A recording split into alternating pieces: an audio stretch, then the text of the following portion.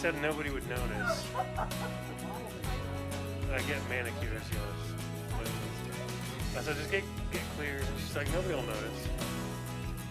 I'll be glad to tell her that you noticed.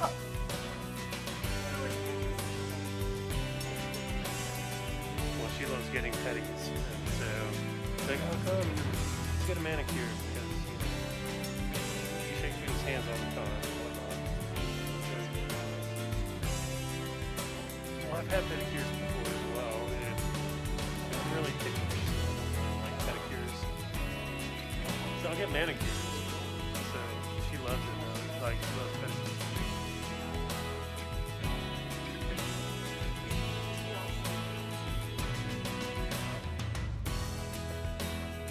She'll be glad that you noticed, I guess. All right.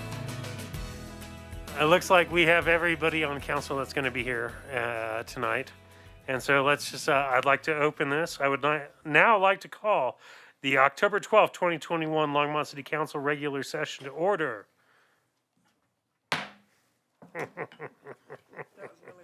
I know. Sorry. Can I get the roll call, please? And, yep. Mayor Bagley is absent. Mayor Pro Tem Rodriguez. Here. Council members Christensen. Here. Hidalgo-Fahring. Here. Martin. Here. Peck. Here. Waters. Here. Mayor Pro Tem, you have a quorum. Thank you very much. We'll now do the Pledge of Allegiance.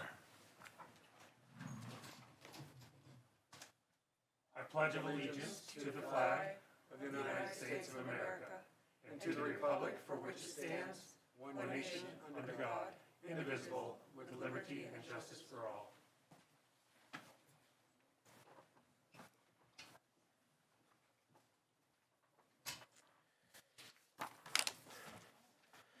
Okay, thank you very much. I think as everybody just heard, the mayor is not present tonight, so I'll be running the festivities. This is a regular session, so we'll be having a first call invited to be heard. Anybody wishing to speak at first call, public invited to be heard, will need to add his or her name to the list outside, which I do have a copy of. There's one person on the list so far. At this time, we will go to the approval of minutes. September 14th, 2021, regular session minutes. Can I get a motion? All right, it sounds like Councilmember Waters moved approval with a second by Councilmember Peck. All those in favor say yay. Yay. Yay. All those opposed say nay. And sorry, I'm actually going by the screen that we get to use that Mayor Bagley doesn't like to talk about. So that is approved unanimously with Mayor Bagley absent. We also have minutes from September 28th, 2021, regular session minutes for approval. Can I get a motion, please? So moved by Councilmember Peck, seconded by Councilmember Waters. Can I get a vote, please? All those in favor say yay. Yay. All those opposed say nay. The motion passes 6-0 with Mayor Bagley absent. So the September 28th, 2021 regular session minutes are approved. At this time, we will now move on to agenda revisions and submissions of documents and motions to direct the city manager to add agenda items to future agenda items. Or future agendas. It looks like first up is Councilmember Peck. Let me get your mic on there for you. There you go. Thank you, Mayor Pro Tem. I would like to move to direct staff that we have another presentation by the Early Childhood Coalition on, now that we are done with the CARES Act for the most, that I would like to for council to hear what path they are going to go on and what issues they're going to bring up to keep us all informed of the Early Childhood Coalition. All right, there's been a motion for an additional update by the Early Childhood Education Commission. Can you please repeat? It's the Early Childhood Coalition and Coalition. yeah. So the specific update you requested, please. Okay. I wasn't able to attend the Monday meeting of the Early Childhood Coalition. I have attended several of them. But the agenda that I noticed was that they were going to discuss a special district for early childhood education. And not only myself, but I think that all of council should hear what that discussion entails, and are we going to move forward? Are they planning to move forward with it? Okay, just to clarify, so it's a motion to have an update from the Early Childhood Coalition to specify about a special district for preschool education. Just to hear what that discussion was about, and I think all of city council should be informed of how the Early Childhood Coalition plans to move forward. Okay, and that was, the motion was made by Councilmember Peck and seconded by Councilmember Hidalgo-Fahring. Now, discussion. First up, we have Councilmember Christensen. Okay, actually, I was going to ask something of my own. Well, I do think this is something that is part of council's work plan. I think that if another group is planning to, outside of council, and they're outside of council, if they're planning to do something like that, we need to understand what it is and have some input as a whole, because doesn't involve all of council, and I think, it's part of our work plan, and I think we need to hear something about what it's about, because otherwise it's, our city staff is working in one direction, city council's working in another direction, and I think we all need to be working together, so I think it's a good idea. All right, thank you very much. Next up would be Councilmember Martin. Thank you. Thank you, Mayor Pro Tem. Just to clarify, this would be an invitation, correct? Because the Early Childhood Coalition is not an organization under the city's purview. Can I get some clarification on that? I don't think we get to command them. We're not commanding. They have Oops, given us sorry, just a second, updates before. sorry. Okay, sorry. I appreciate your willingness. Yeah, thank you. Yes, I believe that's accurate in the sense that the Early Childhood Coalition is not specifically a board or commission under the purview of the city council, much less the city. And so I would say that is pertinent. Do you have Yeah. other things to say? Well, so would you accept a friendly amendment to say to invite the Early Childhood Coalition to give a second report? The answer is yes, according to Councilmember Peck. You're good? Okay, thank you. I will second that.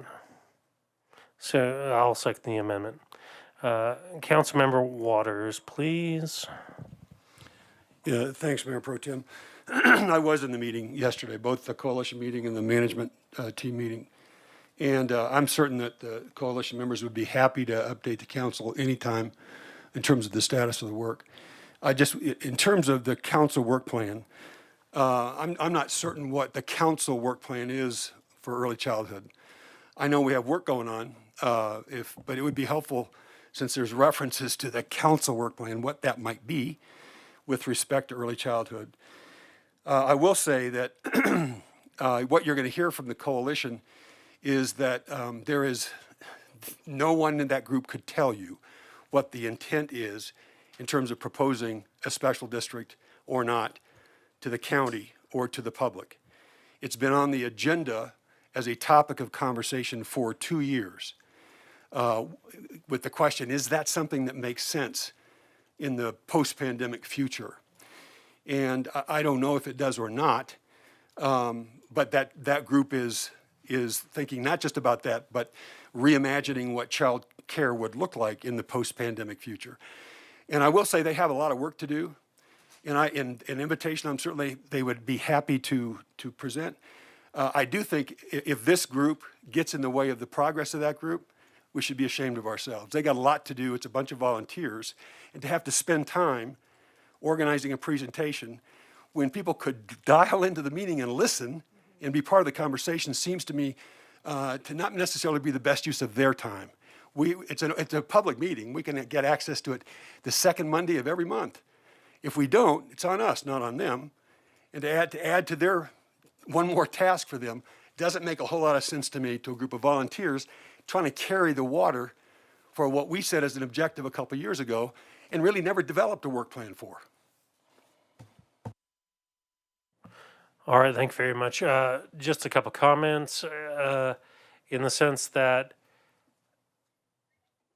I think when we start talking about taxable districts, that it is, a use of public good to have that conversation, not just as, special interest groups, but as a city council. And so I think that bringing it forward sooner than later is probably a good conversation to have. That's all I have to say. And I'm not saying one thing or other about that, but I do know that Councilmember Hidalgo-Fahring would like to say something. So there you go. Great. Thank you, Mayor Pro Tem. I had a few questions. The reason why I seconded this is really I wanted to know more and the rationale for bringing up this motion. I had a few questions on, was this coalition created as part of the work plan? That looks like I got my answer. So are we looking then, would it be in the best interest of the coalition and efforts being made to combine forces? Would it benefit them to have us as an entity provide commitment to support their efforts, and and know what's going on and how can we help? And then I do want to know specifically what are we doing to address the council work plan on early childhood education? Are we is it something I missed? I mean, I need to do a deeper dive and read. I was trying to figure out where this all fits in. Where do we fit in with this, and what could we do to kind of combine efforts if it's in the best interest of the coalition and for our community as well. So it was a few questions, but maybe just think about as we proceed forward. But I did get some of my answers, so thank you for that. All right, Councilmember Waters. Thanks, Mayor Pro Tem. Just to be clear, we, in the Community Services Department, Christina Pacheco-Sims and Olga Bermudez, they have a work plan. The Bright Eyes Coalition, is part of that work plan. They do a lot in the name and in the interest of early child. But that's not a council work plan. So there is work that I'm certain shows up in a work plan. We set an objective a few years ago, and work has been organized because I think inspired by the objective, but it's not a council work plan. I will say to the Mayor Pro Tem and to the other council members, I'm going to encourage, if you want to invite the coalition to talk about the status of the work, that's great. I think it's a distraction to them and the work they have to get done.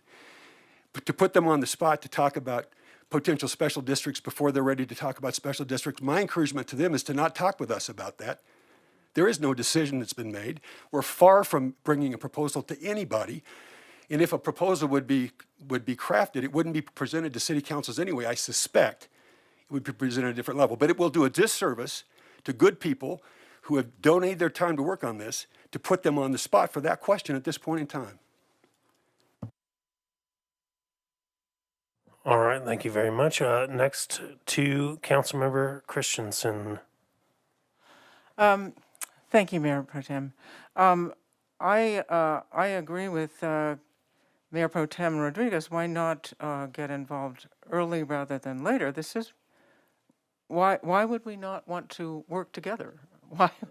No one is actually trying to put anyone on the spot. And while it is supposedly open, you have to know that it exists, and you have to get in on a Zoom meeting and The management team is not a public meeting. So anyway, I'm just saying this, I don't think any intention is made to put anyone on the spot or any of that. I think we could be helpful to them. They could be helpful to us. We could all work together. This would be a good thing. We all want to do that, but we have, on our council, we have someone who ran a daycare business and certainly understands it. We have a teacher who deals with early childhood education. We have someone who spent many, many years in education. I think we have expertise on this panel that we could be supporting them. And I don't understand why we would not want to do that, and I don't understand why anyone would take this as a something that is interfering with them or putting them on the spot. I don't think it's intended to do that at all. Thank you very much, Councilmember Peck. Thank you, Mayor Pro Tem.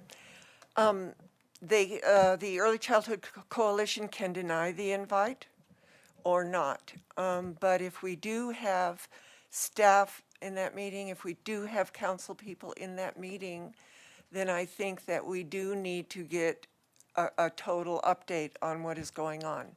If it is an organization outside of city council, then city council members should not be actually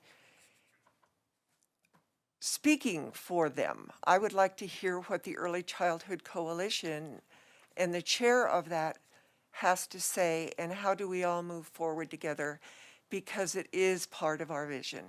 So if they deny the invitation, that's fine. If they don't, it's even better. So I call the vote. Okay, the question has been called. There are still speakers in the queue. I'd prefer to listen to the speakers, but the question has been called. So we'll take a vote on the motion. On the question for the motion, yes. All those in favor say yay. All those opposed say nay. Nay. Can we, I'm sorry. I'm not that good at listening to voices, I guess. Can we actually press the buttons?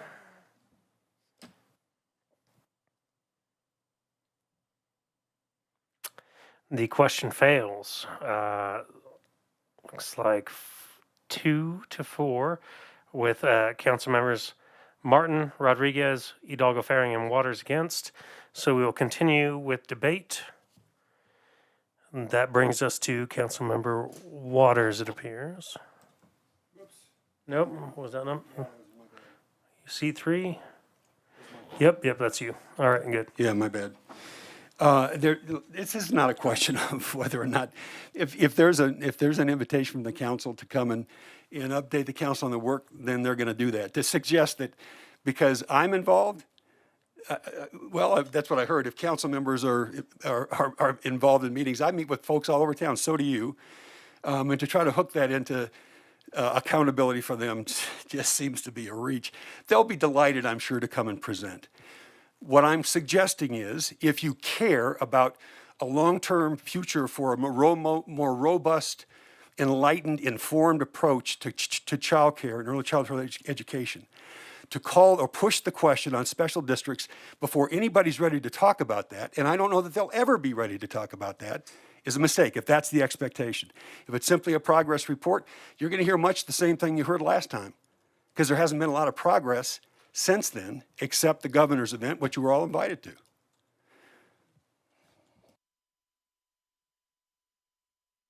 Thank you very much, Councilmember Waters.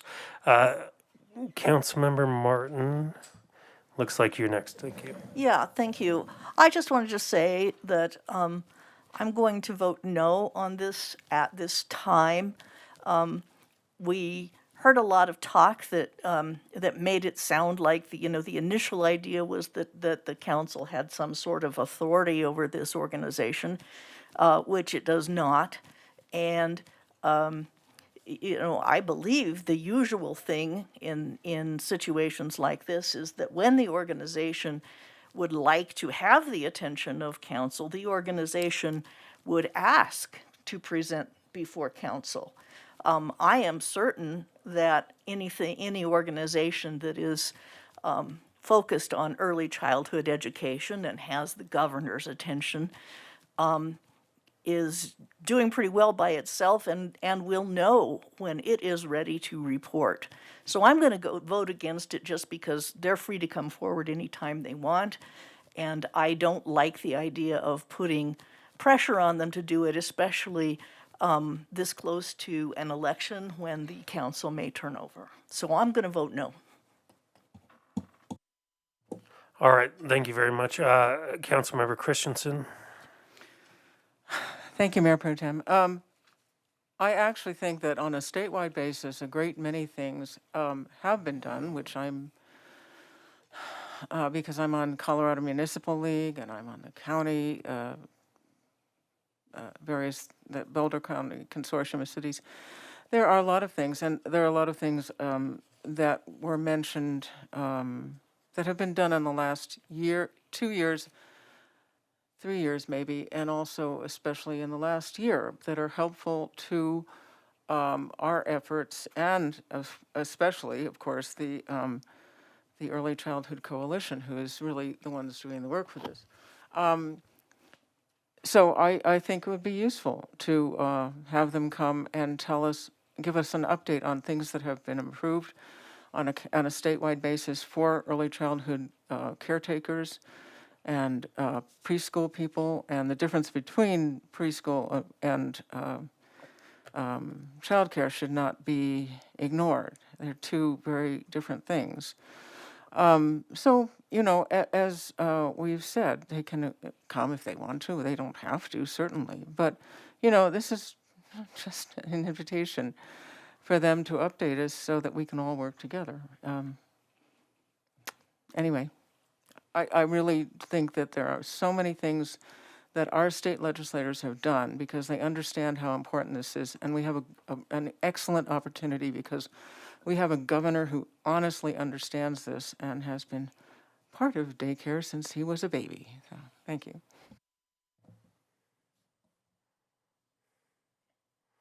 All right, thank you very much. I'm just going to weigh in with a couple things here real quick, in the sense that I feel this is a procedural question, and so I have a question for city staff. My understanding is there's been no city council motion to direct staff to build an ordinance that would talk about a special district for preschool education. Is that correct? That's correct. There has not been anything to build an ordinance for that. Has there been work by city staff to build an ordinance for that? I am not aware of working on an ordinance to create a special district. We have been working in terms of the numbers and the data, trying to understand what the scope of the issue is. And if council will recall, in the budget, we allocated $500,000 so that we could really get into the data work with what work cities, or the data work that we need to do to figure out what the scope of the situation is, more detail, and then we had some additional funds to operationalize some things if needed, but we haven't gone beyond that. Okay, so the direction hasn't been there for staff to bring back an ordinance for a potential special district for preschool education. Correct. I can't remember where there was a vote or anything like that. Okay, I just was hoping to clarify that point. As such, I am not necessarily ready personally. Council members obviously can vote how they would like to, but I'm not going to necessarily bring back the ECC, the Early Childhood Coalition, on this item until there's a true proposal. And as such, I probably won't be voting for it. But at the same time, it's time to vote on the motion. And sorry, let me go back to bring it. The motion was to have the Early Childhood Coalition come back and report on their work for a special district for preschool education. Am I correct? Okay, that is the vote. Let's have a vote. All those in favor say yay. or press yay. All those opposed, press nay. And we will see how the vote goes.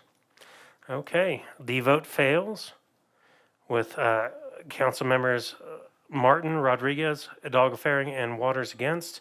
Council members Christensen and Peck for.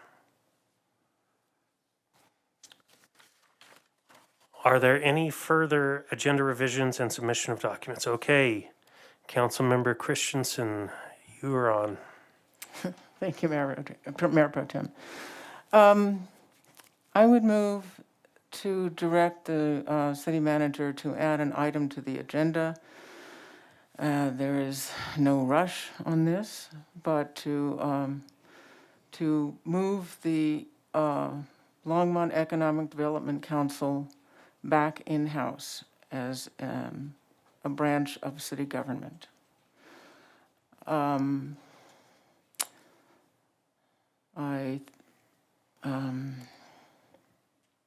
Do I have a second? I'll second that for the discussion. Yes. Okay.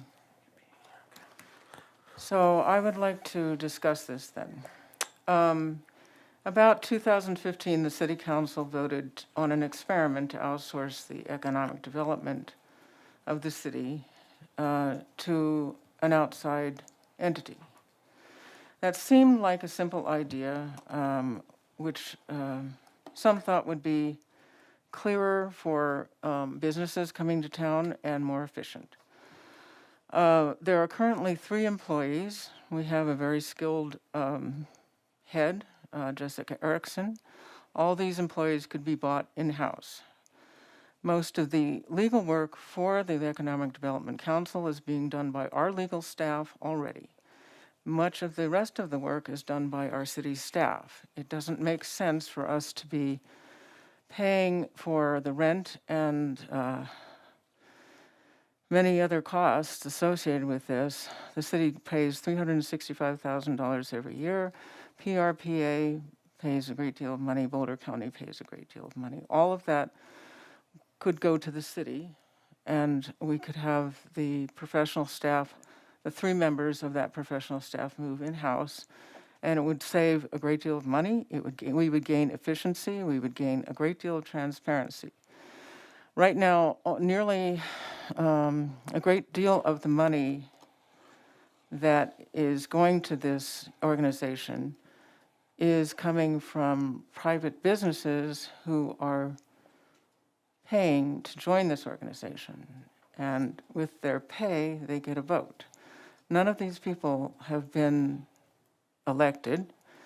And if we want transparency, that's what we need, is to have this be a truly transparent organization. In their last report, they stated that their goal was to have at least 50% of their income and their money come from the private source. That means we will completely lose control over our own economic development.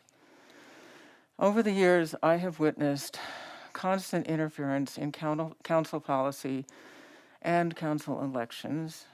If you look at through members of this, not the professional staff, but members of the private businesses involved. And if you look at the Garrettson Open Records Request, GERRITSEN,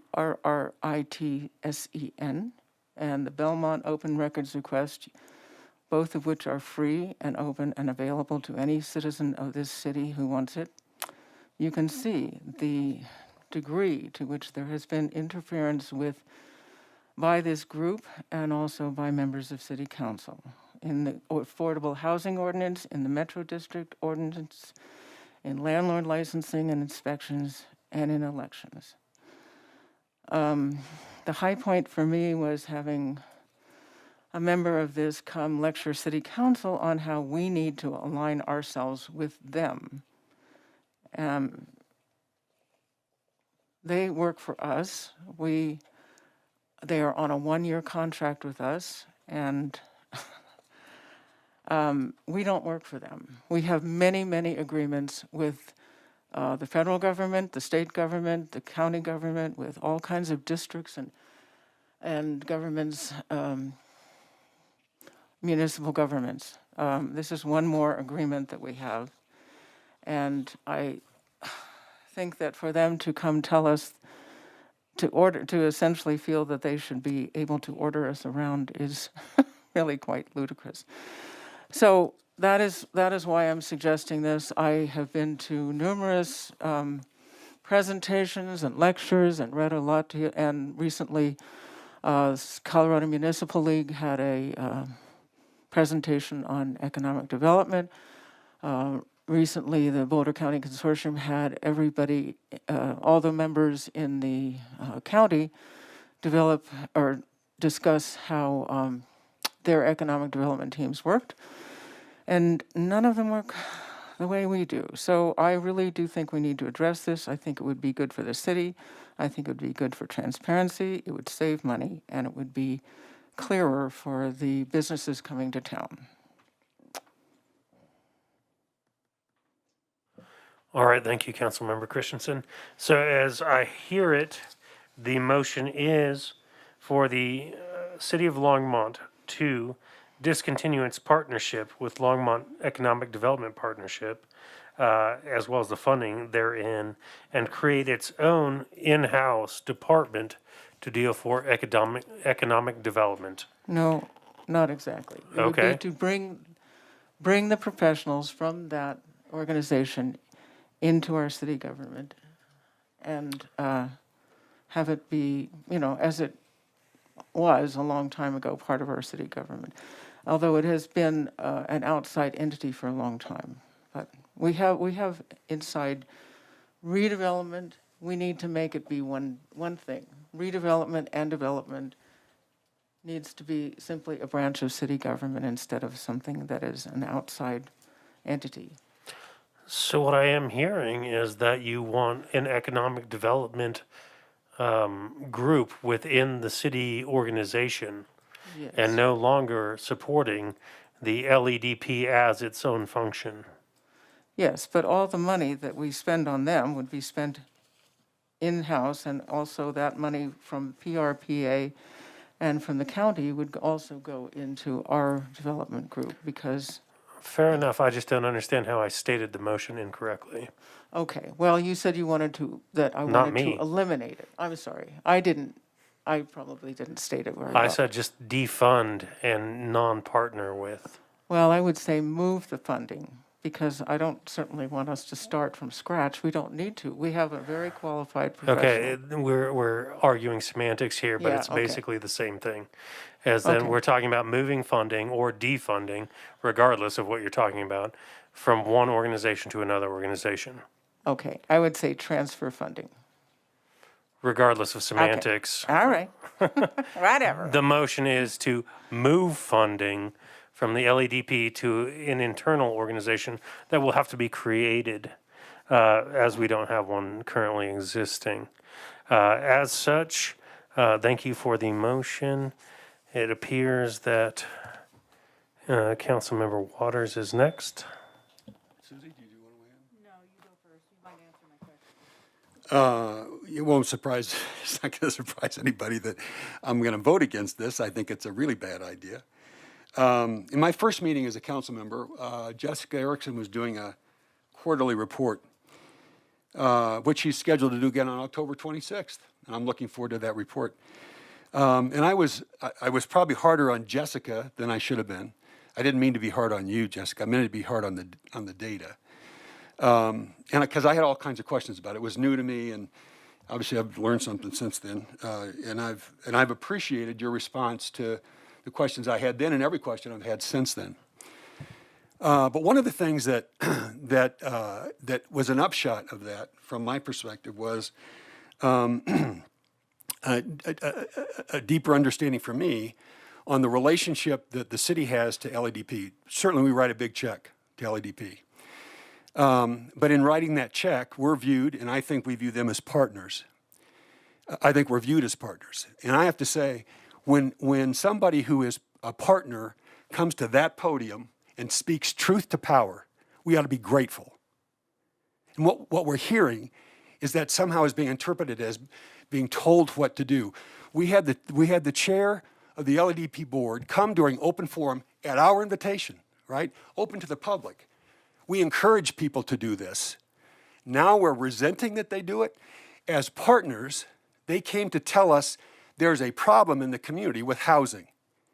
And we are part of the solution to that problem. And if we talk a lot about wanting to listen. If we're not willing to listen to our partners, who are we going to listen to? They have we're talking about people with a huge stake in Longmont, the members of that board. To suggest there are none of us involved with that is simply not true. I am, and Councilmember Martin are liaisons to the board of directors. We're there every month. They hear from us, we hear from them. And there is honest conversation about if there's resentment because they have a point of view about rental licensing, we ought to listen to the point of view and thank them for sharing it. If you question the productivity of LDP, I challenge any member of this council to point to an example where we would where a city that has been more productive in their economic development efforts than this one has been. So you can interpret somebody speaking truth to power as interference, which was your word. I would think it's the advice of partners to whom we ought to listen. And we ought to thank them for sharing what their experience is in the field. Beyond that, what they bring is they bring multiples of the funding that we put into LEDP. It's called leverage.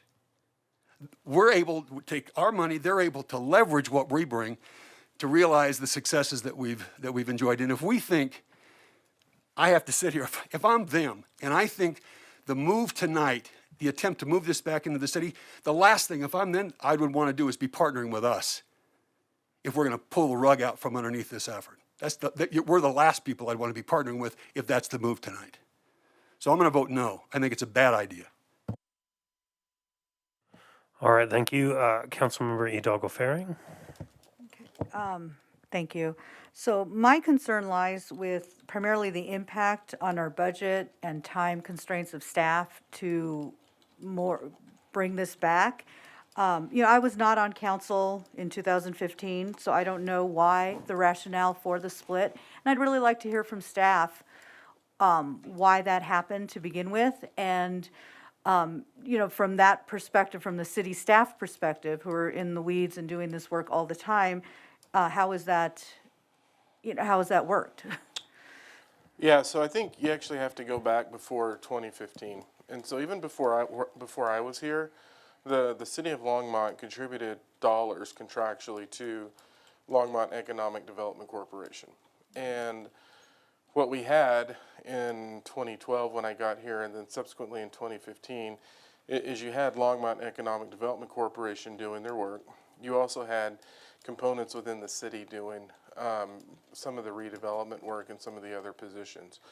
And so in 2015, what we did is we went through Advanced Longmont 1, where we set we went in and created the strategic plan for economic development. And then what we did is that the city at that point is took some of the other positions we had, we eliminated them internally. We then contracted for the work to be done as we were continuing to move forward, but then we retained some of that work at the same time. And so it really was this partnership that was developed in terms of what we're doing related to Advanced Longmont 1.0, which then created the structure at that point, and then that's when the Economic Development Corporation hired Jessica as the president. During that time when we were creating it, there were some issues, so I got to back up again. Prior to me getting here, council members were voting members on the Economic Development Corporation. There were some legal issues that came up with that, and council members were no longer able to be voting members of the corporation. What we did in the restructuring of this, when we came back together with the new Advanced Longmont plan, is you had the mayor as a liaison to the executive committee. You had 2 council members that were appointed, or the mayor and a council member, but then you actually had 2 voting members on the Economic Development Board, which was Tom Roniotis and myself, and then it's now Dale Rademacher and myself. And we wanted the utilities represented on there because they tended to be a significant component of any economic development partnership we had. That's why those two individuals served on that. There are times in the conversation where things show up where it is veering into the city side, and that's where Dale and I recuse ourselves from the votes based on the nature of it. But, so to answer your question, that was a long way to answer it. The city's funded it for, I don't know how long. I mean, longer than I've been here. How long? 40. So 40 years is, so the city's funded it for an extended period of time. Yes. We restructured based on how it worked with the creation of Advanced Longmont 1.0. That's when the board structure was changed. That's subsequently when they hired the president of the corporation in this. And then we've evolved it. So I don't know if that answers all your questions or if you have more. So I think about how the community looked like 40 years ago and what it looks like today. It's a lot different. So by, essentially defunding or dismantling this one group and then taking it, absorbing it, would that hinder, prospective businesses coming in? Would that simplify the process? I mean, I really, I have my ideas, but I really want to hear from the people who are in the trenches, who are in the thick of it. So I've got to give you my perspective based on the different systems that I've worked in. And so when you look at this, coming from a state that has a different funding source for economic development, you usually did have economic development corporations involved in that, and it was separate from the city. When you look at what we're talking about now and you look at the money that we're putting in and then the money that's coming in from the private sector, we couldn't fully fund all of the positions with the money that we're putting in now. So it would require additional investment from the city if that were to come about. And beyond that, just looking at what we had to deal with in terms of the housing authority and what you go through, and that's a lot of work. And so what I would say is it would probably cost more, and I'm saying this off the cuff right now. It will cost more. I think something that you see historically is that public-private partnership and economic development tends to work well in other communities, and you see different communities approach it differently. Now, talking about economic development in Boulder County is different as well. It hasn't been until the last year or so where we've seen Boulder probably become more aggressive in that front. Same with the county. If you remember, when we've come with different incentive packages depending on where it is, we don't necessarily have the county supporting our economic development incentive packages when they're in Boulder County, unlike when we had Weld County. Weld County did participate in this. That's a policy choice that they've made. And so when you take all of that into account and you go, well, will it create more work? Yes, it'll create more work. Will it cost more money? Yes, it'll probably cost more money. But at the end of the day, you all set the policy directive, and my job is to implement that policy directive. Well, I do want to, like I had said last week, we have these plans in place. Right. And as we get new people coming on council, and I've heard it in the debates, wanting to come in and dismantle things that were already, that were set in motion long before I was here, long before any of us were here. So it's just, these are things that destroy communities. So we have to be really careful in making sure that, we have our long-term plan, that we're not derailing from that and the impacts it has on the community, on city staff, and work and that partnerships that we've established. So I'm not good with this. I'm going to be voting no. Thank you, Councilmember Hidalgo-Fahring. Looks like Councilmember Martin, please. Thank you, Mayor Pro Tem. I'd just like to say, first of all, that it seems like a very odd thing for an exiting council member to move. I remember during the time that I was had been recruited as a candidate for council 4 years ago and some, being mentored by Councilmember Christensen, and her expressing the idea at that time that all these L agencies had been a mistake and that they should be sucked back into the, what? Okay, point of order. Please state your point of order. The comments, oops. I'm sorry, let me, yeah. There you go. Thank you. The comments need to be about the issue at hand, not about the person. Okay, point of order, uphold and sense. Direct all of your comments towards the chair and not towards fellow council members. Please ring back in Councilmember Martin to finish your statements. Thank you. Thank you. I was not accusing the council member of anything, but nevertheless, I do want to point out that this is an odd time to bring forth such a massive structural change. It would eliminate a check and balance that exists in the city now, where more people have a voice. We have some extremely talented community leaders on the LHA board who are putting a tremendous amount of effort and analysis into their recommendations and effort for the city. If we brought them back in under the auspices of the city, that would all go away. I don't think that they would put nearly as much effort into being as an advisory board if they were even willing to do it. We would lose all of the subscription money that they are paying. So as the city manager pointed out, we wouldn't be able to pay the 4-person staff. We'd have to allocate more money to it. But I think what we'd be losing most of all is the creativity. I have been in a position of negotiating with the LEDP for their support or alternatives for policy positions that I was taking, and I think it was productive. I think the outcome of that negotiation was probably a win-win. And obviously, we've had some very effective things come out of this, like Costco, for example, or the continued use of the very problematic technical properties on the west side. All of the A companies that have held those.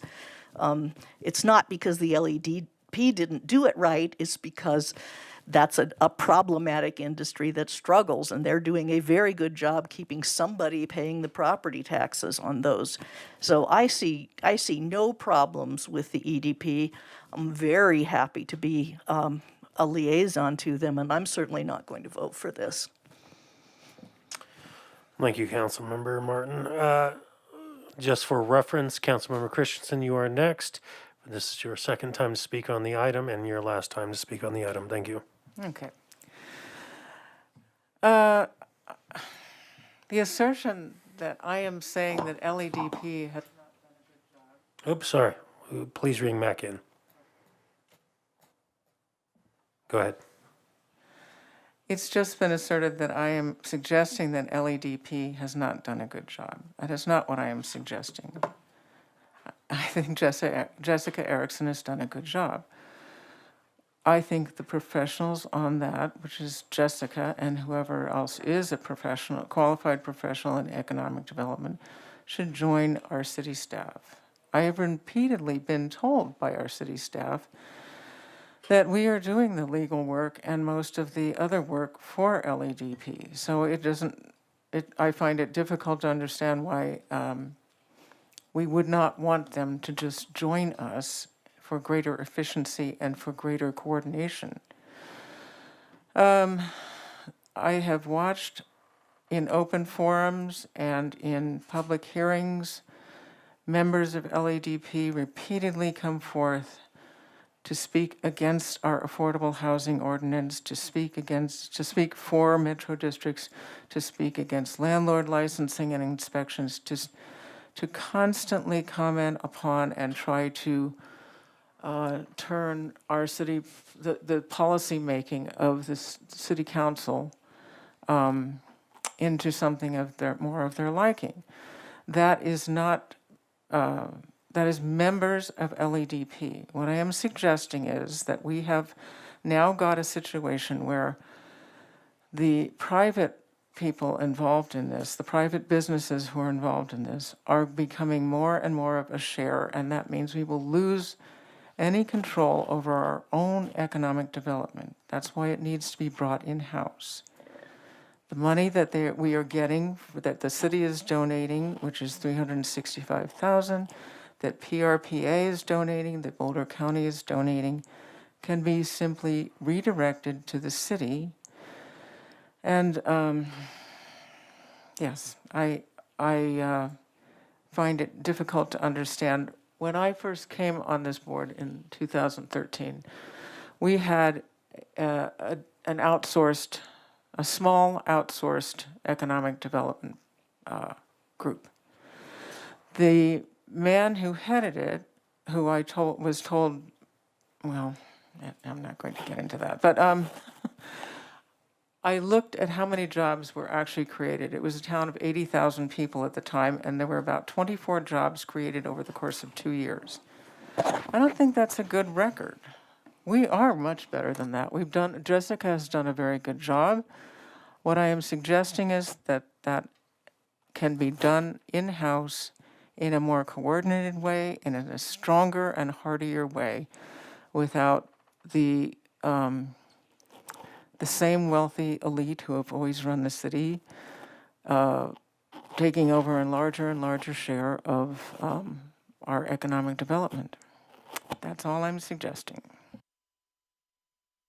All right, thank you, Councilmember Christensen. I will be calling on Councilmember Peck next. Just a reminder, this is your second and last time to comment on this item before we vote. Thank you. I just have a question. It is my understanding that the divisions within the city are charged for staff time to work. I forget what that fee is. It's the one that we took away from the airport. The ATF? The ATF, thank you very much. So my question is, because I do know that the city staff puts an awful lot of time into the economic development work, is LADP paying us, or are we charging LADP for staff time? No, because we don't charge within the general fund via an ATF, and that's a general fund expense. And so it's only when we do work for enterprise funds where we have the ATF come into it. So water, wastewater, golf, airport, those are enterprise funds, and that's where we do charge the ATF. But when it's within the general fund, we don't do it. For example, the general fund doesn't have an ATF for legal time for operations that we have within that. So recreation or the city manager's office, the things that he does for me, there's not an ATF because it's all general fund dollars that we're using. Okay, so this is just a thought. We are partnering with them for the amount of money that Councilwoman Christensen just stated, and we are giving them staff time. I understand that this is for development within the city, but with all of the conversation going around on other issues that council comes up with about not overloading staff, I think that it might be something we should reconsider to have them reimburse us for the staff time spent on some of the things that, some of the parts of the contractual agreements that we have that their staff cannot do. I hope I'm making sense. Are we giving them free staff time and paying them $365,000 a year?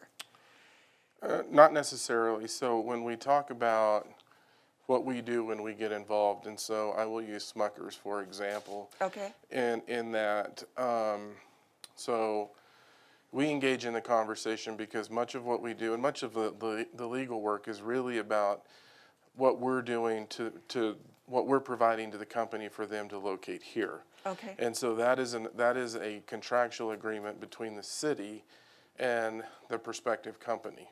And so that is very much city work. And so when we were talking to Smuckers, we had people from LPC there because we were talking about the what we needed to do from an electrical component, or someone from water because there was a significant conversation about water rights. And so those very much are city conversations in terms of what we're doing. You answered it. Thank you very much.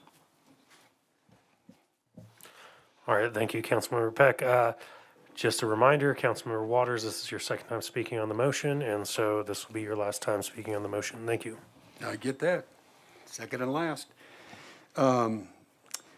Just the idea that somehow moving LEDP inside the organization would reduce the burden on staff time is absurd.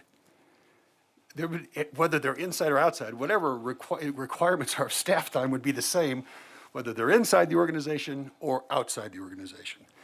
The thought that we would charge LEDP for the time of Longmont staff when the objective of Longmont staff is to help bring new business to town is equally absurd. We're in this together to have successful economic development efforts. Now, if the work of the staff was to benefit members of the LEDP board or one of the corporations in some way, I think that's a different story, but that's not what it's about. It's about bringing new opportunity, new jobs, the tide that raises all boats to Longmont. And every dollar that's spent, I don't care how much time staff spends, is all for the same purpose, whether they're billing it to an LEDP cost center or a staff cost center. And the benefit is the Longmont, our tax base and our residents. So that, I mean, whatever how much level of legal time, Eugene wouldn't spend any less time if they're inside or outside, number one. Number two, we've had some conversation here. I know it's kind of the defining in many ways, kind of framework for LEDP and I think our Chamber of Commerce, the whole concept of the new localism. In my mind, if we were going to spend better time spent than this conversation would be to have a seminar. Let's have a tutorial on what that concept is, what the framework is, and what it means and what it looks like when folks like us, government, bureaucracies that are pretty rigid, not real flexible, learn how to take advantage of the IQ points. Point of order has been raised. What is that point of order? Please ring in so I can recognize you. Councilmember Peck. The conversation is going off of the subject, and it is beginning to lecture council rather than just making I'm going to a finish my point statement. about the motion. Thank you, Councilmember Peck. I disagree with your point of order. It has been overruled. Councilmember Waters, please continue, but I Be guess brief? wrap it up. Yep. I'll be as brief as I can.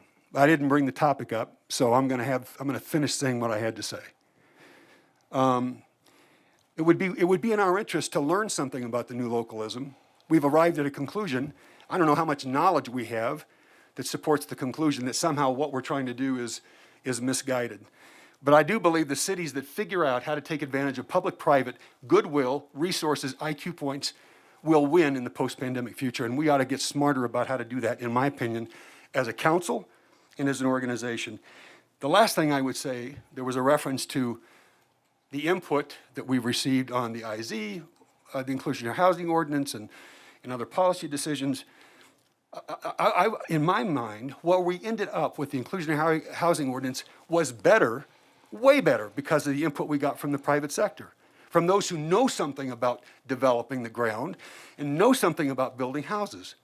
The fact that we listened and we put together a package, we ought to be proud of ourselves for that and appreciate the input that we got. And when they come and they say to us, I am not going to stand with bad policy, I think we ought to thank them for that, to say, this is not going to help. You're going to create new problems, and the ones we're going to create are worse than the ones we're trying to solve now. That would be the effect of bad policy. And what we've heard from time to time is, when you're headed down the path toward drafting bad policy, you're going to hear from us, and I think we ought to continue to hear from them as partners. Thank you, Councilmember Waters. I will just chime in real quickly here, and that I think that effective governing does take in many points of view. I think that it has been, generally speaking, a very productive partnership between the city and the LEDP. I think that we need to have those points of view. And at the end of the day, the city council are the arbiters. We do get to decide whether we, say, partner with private industry, or we decide not to.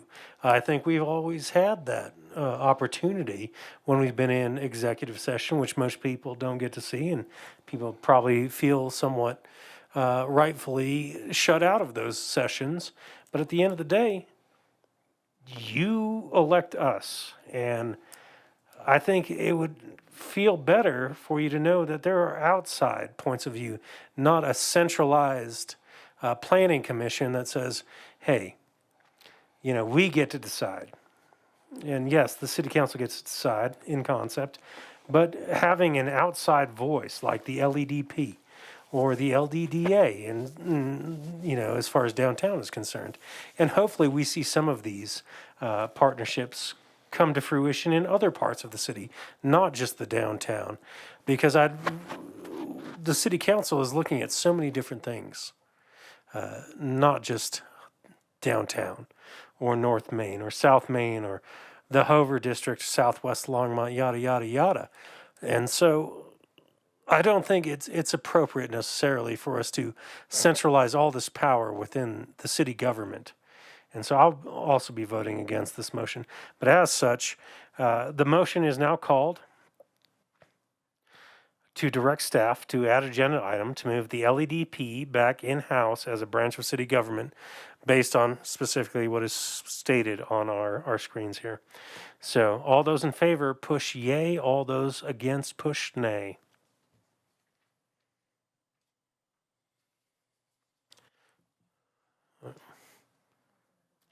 Oh, you got it.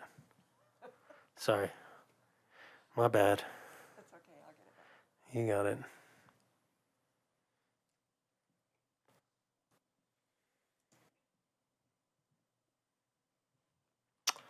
All right, the motion fails 5-1 with council members Martin, Rodriguez, Hidalgo-Fahring, Peck, and Waters against, and council member Christensen for.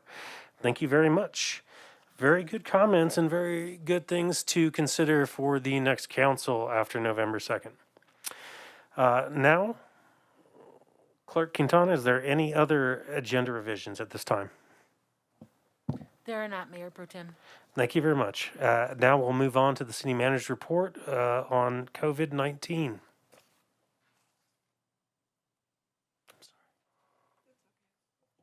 Mayor, Council, sorry, I had to step out earlier. We had an outage that was hitting some of our electric outage. It was hitting some of our housing authority properties. So we had to kind of figure that one out real fast. But it looks like they know what it is and they're working on it. So I'm going to just go through this pretty quickly. When you talk about it, you can see a slight uptick in the number of cases in the 7-day cumulative case rate per 100,000. Again, not at the peak where we were, but we're seeing that move up. Again, this is bouncing all over the place in terms of front range and what we're seeing. So now you can see Boulder going up, but Broomfield, Grand are going down, and everyone else is going up. And if you can remember the last few times, sometimes they're in green, sometimes they're in red, and we're seeing it move around. And I think it's because when you go back to this chart, you can kind of see how it's ping-ponging on this. Case trends among age groups, you can generally see, and my eyes are really bad right now, but we see some increases in the 75 plus, but generally as a county, they're moving down. Again, you know, we kind of talked about this. Longmont is still 40% of the cases in Boulder County, with Boulder 22% of the cases. You know, part of when you look at that and what I'm hearing in the conversations, CU had a vaccine mandate. And so I think they're up to like 90+% of their students and faculty are vaccinated, and we saw that really drive the numbers. I asked the question of the county, well, what does it look like by age group in Longmont? And so they got this to me, and what I want is, this is per 100,000. And so generally what we're looking at in this number is the trend and seeing what's happening. And so the colors aren't great in this, in the chart that they gave me.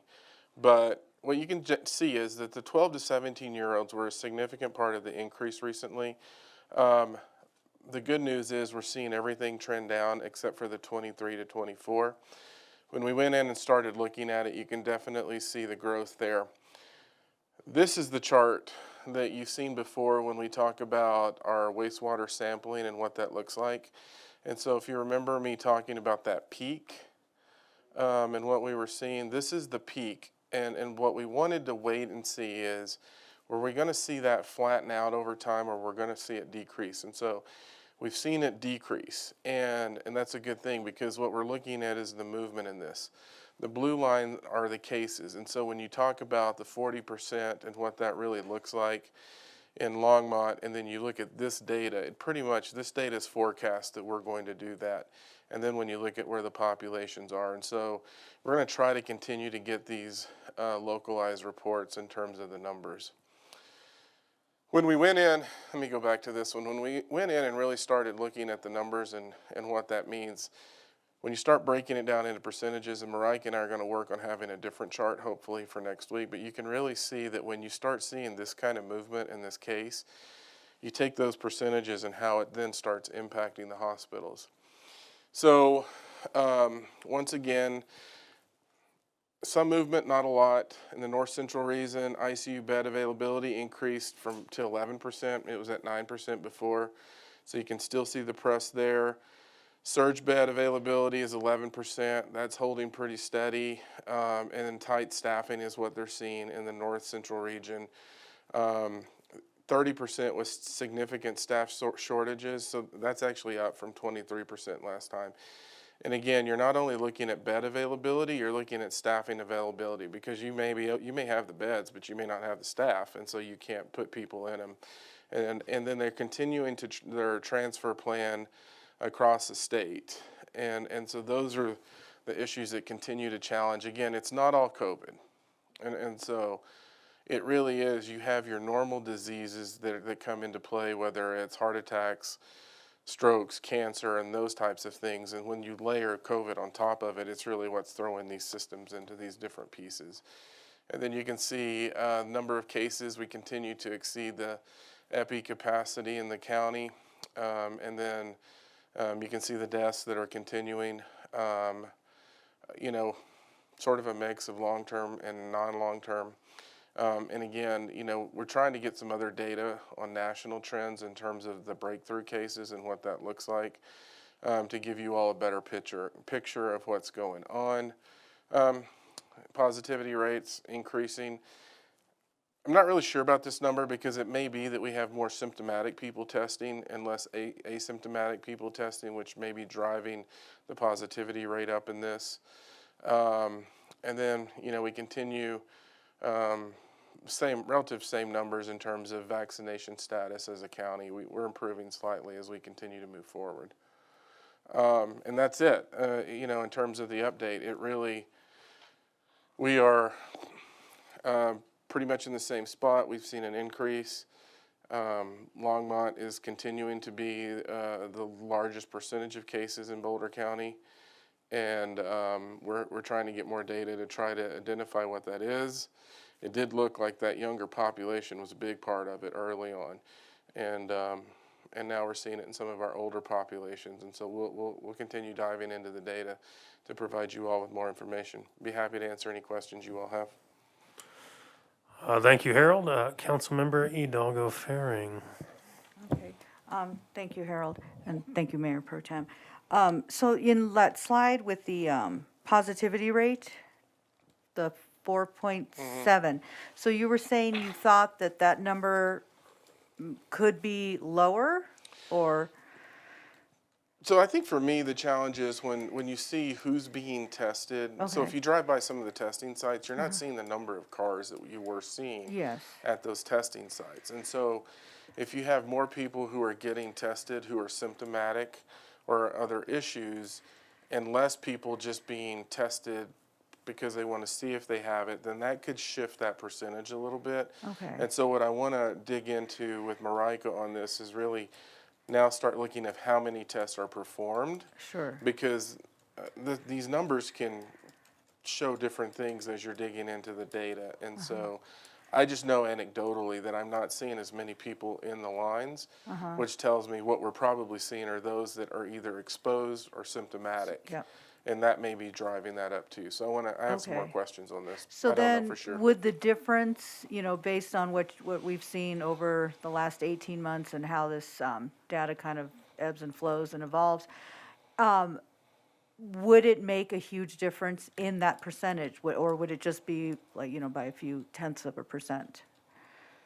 It's hard to say. I mean, when we were prior to, Yeah, I know. it could make, it could make a difference depending on what you're seeing. If you think back to the number of people we saw lined up at the fairgrounds early on in testing, to where the lines were really moving all the way around, and now you can almost drive up and get straight in line. Yeah. That's a pretty significant change in volume, and that's why I want to look into this number a little bit more to really see what's happening in that. And it's not as many, it's, the percentage of the total being tested is what it is. The question is, for me, are we seeing fewer people testing to ensure that they don't have it compared to what we've seen in the past? And these are more directed by being exposed or being sick or some of those issues. And so there's a nuance to the question that I want to ask them. Okay. And then the other thing, I guess, what is the trigger point then for us to go back virtually? The county has said kind of continue on as we're doing now, but every indicator we're higher transmission, we're above the line. Meaning the schools? No, us, our city functions, just everything in general. So what I will tell you is operationally, we have done some of that simply because we are seeing breakthrough cases. We know we do have people that are unvaccinated. And so we are, in terms of some of our meetings, doing it just because we don't want to impact our ability to provide services. Because depending on the nature of what happens, if you have somebody that tests positive, if you're vaccinated, you don't have to be quarantined, but you have to watch your symptoms. And if you become symptomatic, then you have to stay at home and then you have to get tested. Sure. But if you're not vaccinated, then you have to go on the 7 to 10 day quarantine. And I think it's 7 days with 2 positive tests, Sandy? Or 7 days with 1 negative test.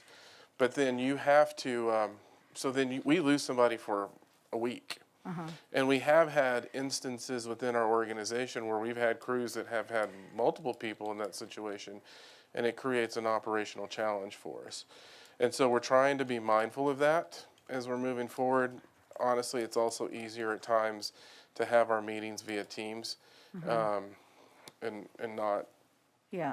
deal with everything else. And so we've done that internally. For you all, I will say it's interesting because today in the admin call, I know that there's some other cities that are, they're still virtual, that are contemplating coming back, but they talked about potentially using the vaccine requirement program as a method to come back and not be masked.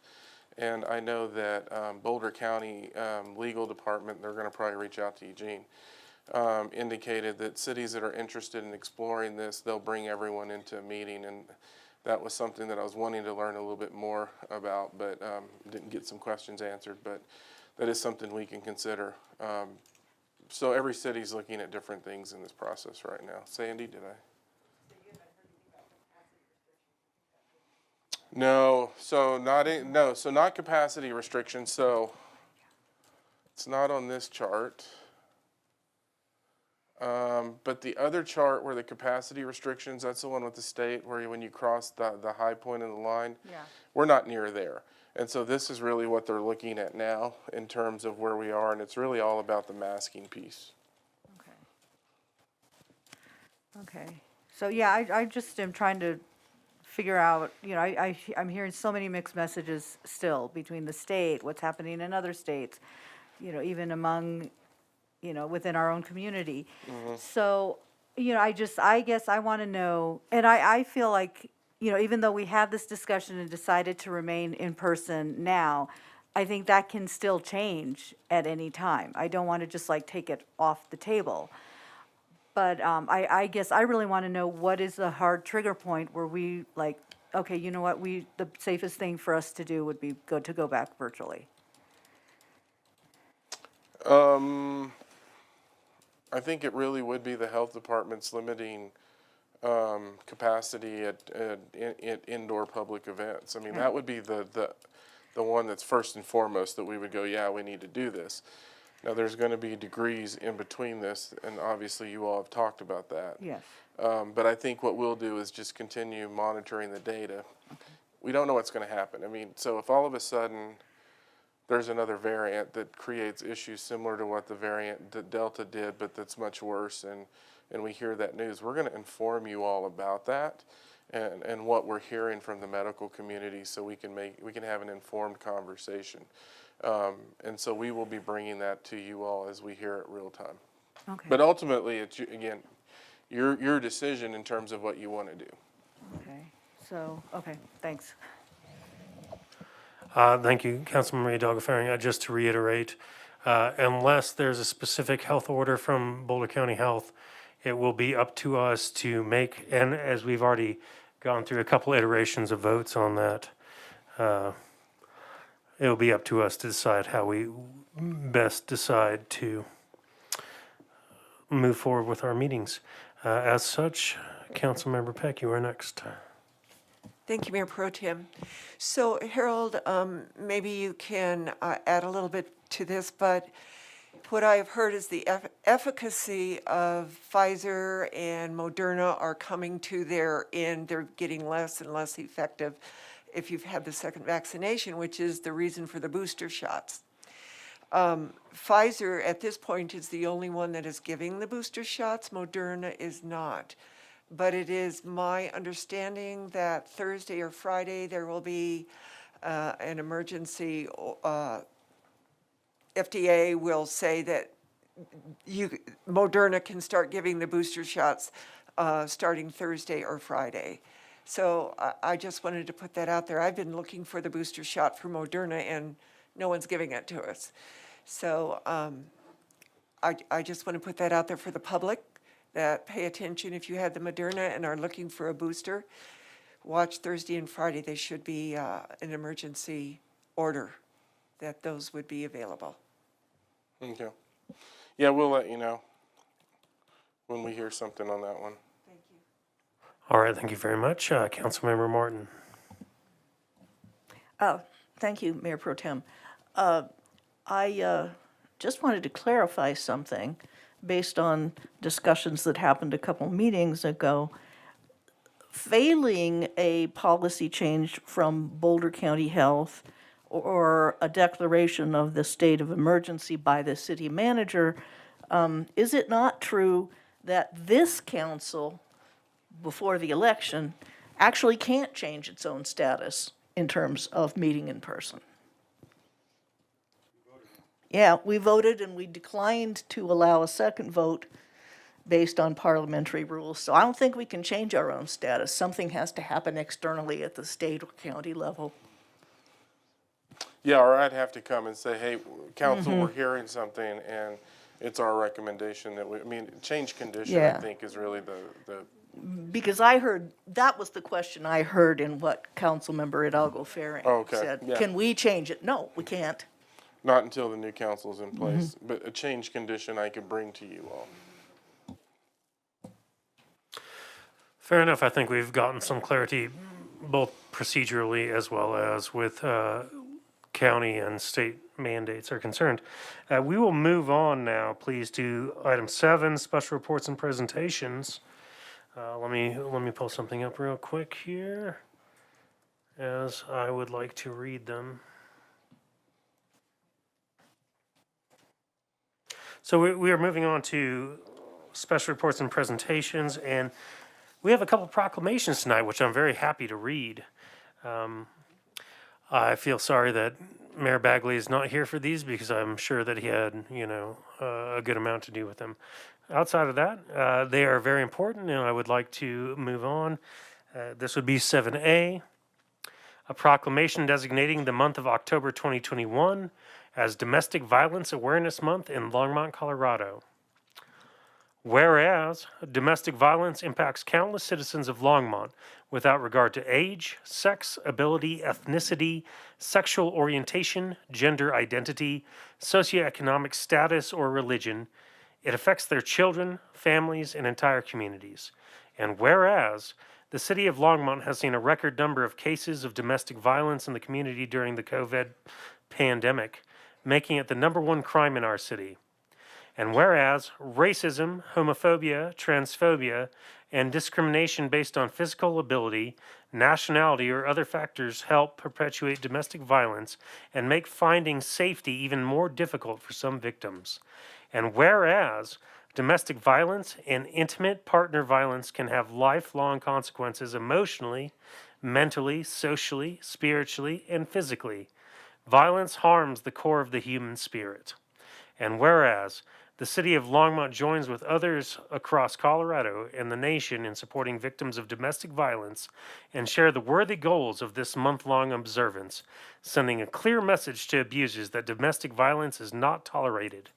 Now, therefore, I, Aren Rodriguez, Mayor Pro Tem, on behalf of Brian J. Bagley, Mayor, by virtue of the authority vested in me and the City Council of the City of Longmont, do hereby proclaim October 2021 as Domestic Violence Awareness Month in Longmont, honoring domestic violence resilient survivors and the important work done by domestic violence programs and victim service providers.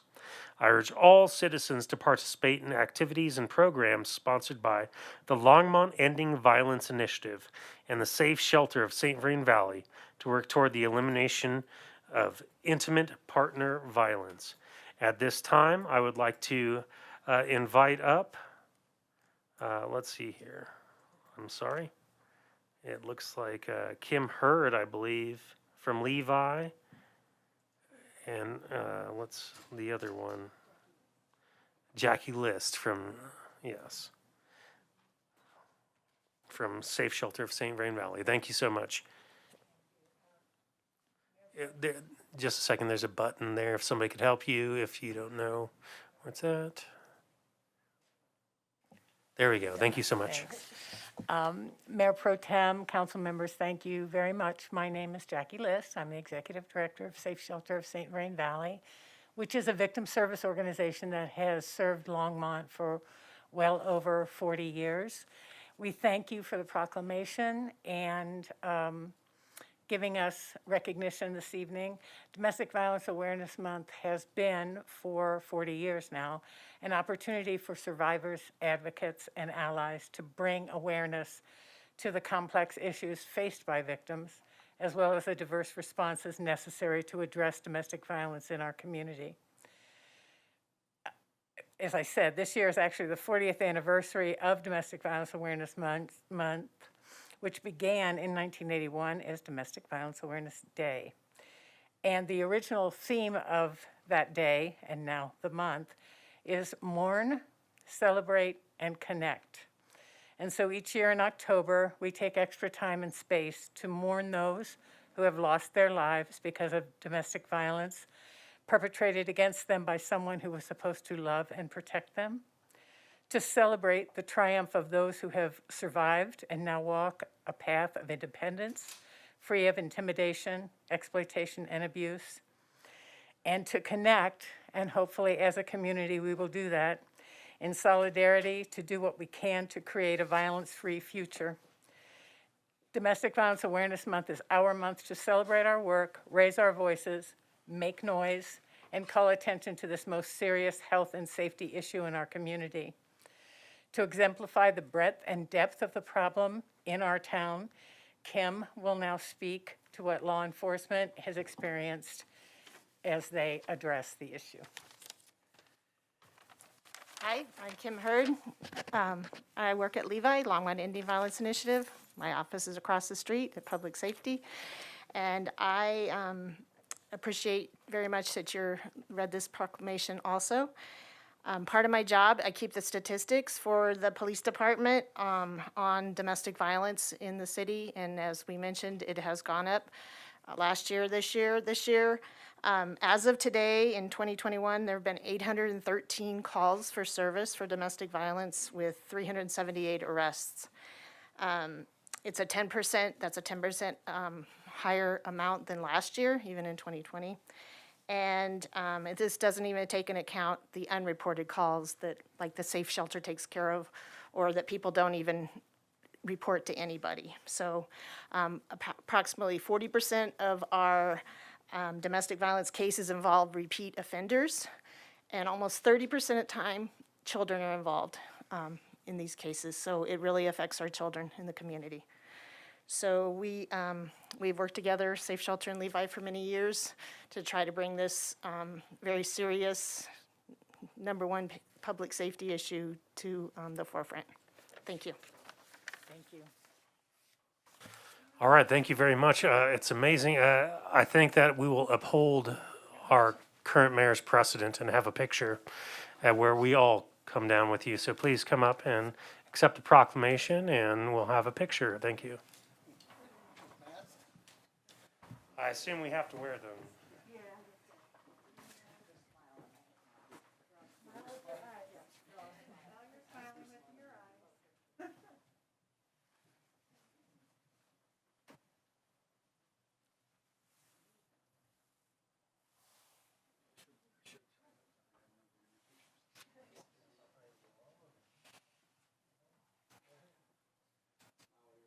Great. 1, 2, 3. And 3 again. Thank you.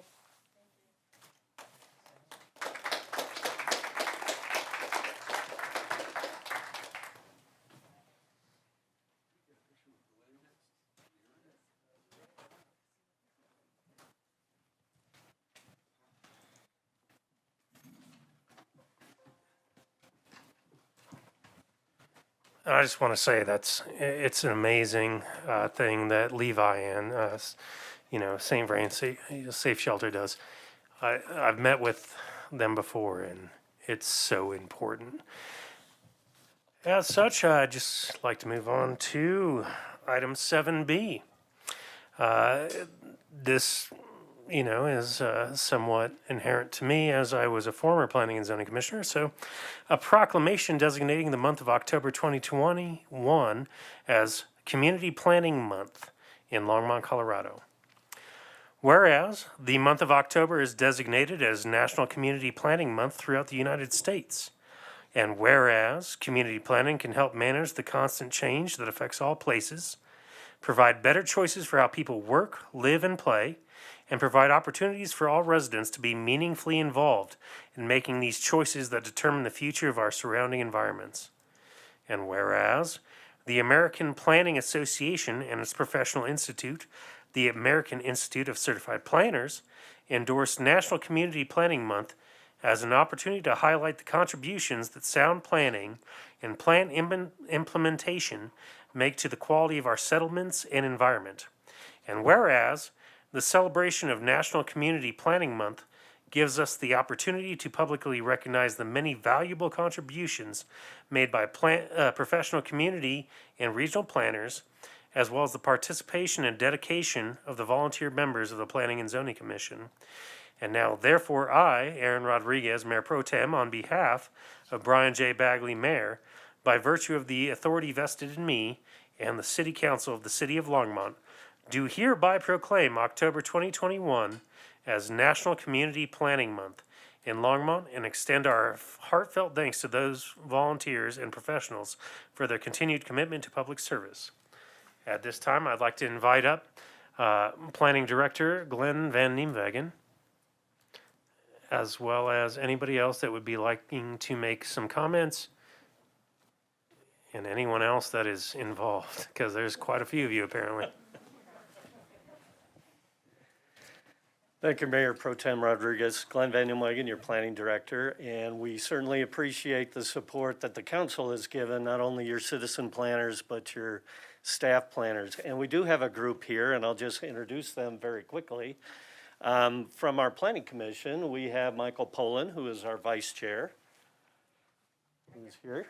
There he is. And we also have Anna Lucaci, who is alternate member over here. I'm getting whiplash here. I don't know if anybody else come in from Planning Commission? That's good.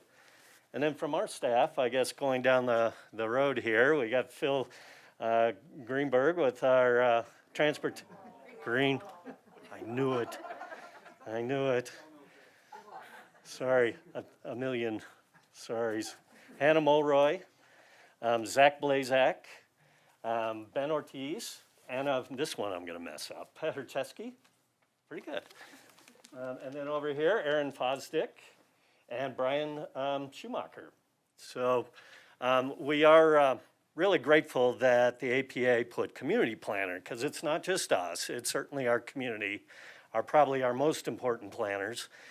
So I want to bring Aren up to talk about a little bit about a program we're going to bring back next year to kind of bring more folks into the fold if we could. So, Aren. Thanks, Glenn. Nice to see you all. Aren Fosdick, Principal Planner. Glenn just asked that I share, we're really excited in honor of National Community Planning Month to let you know that we're going to be bringing back the Longmont Planning Academy. Many of you may recall that we launched that in 2018 and had 2 great sessions before we put the brakes on due to COVID, like many other things, but we're gearing back up. We've got a lot of new staff that are interested in participating, and so we've had some great feedback from the community. We have a few members that are now serving on advisory boards and making great contributions in the community, so we're excited to be bringing that back in early 2022. I also want to mention that our transportation planning group with Phil and Ben and Lauren have been working on a community bike ride, so stay tuned for more information. That'll be on Friday, October 22nd. We'd love to have you join us, and if you don't have a bike but want to participate, we could probably help you with one of our employee bikes, so contact one of us and we can help with that. And thanks for your continued support. All right, thank you very much. As such, I think we're going to take a picture, so everybody come on up and let's do that.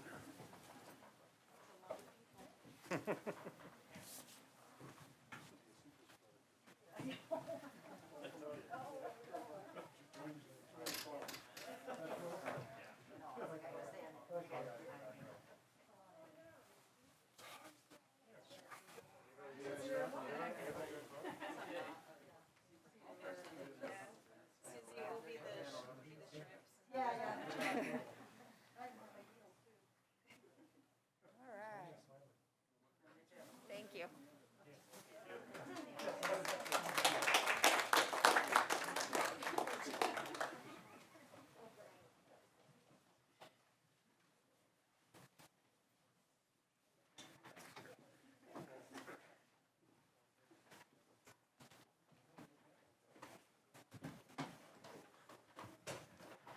Thank you so much for that. We will now be moving on to first call, public invited to be heard. Just to let you know, you will have 3 minutes. Please state your name and address before you begin speaking. Brief segue, we will have a little break after public invited to be heard for those people wondering. Anyway, because the list is very short. As such, just to let you know, anybody that didn't get signed up on the initial public invited to be heard, you may speak on second readings and public hearings on items, as well as you will be allowed to speak at these. It is a regular session meeting, so you'll be able to speak at the final call, public invited to be heard. As such, Mr. Strider Benston, you are up.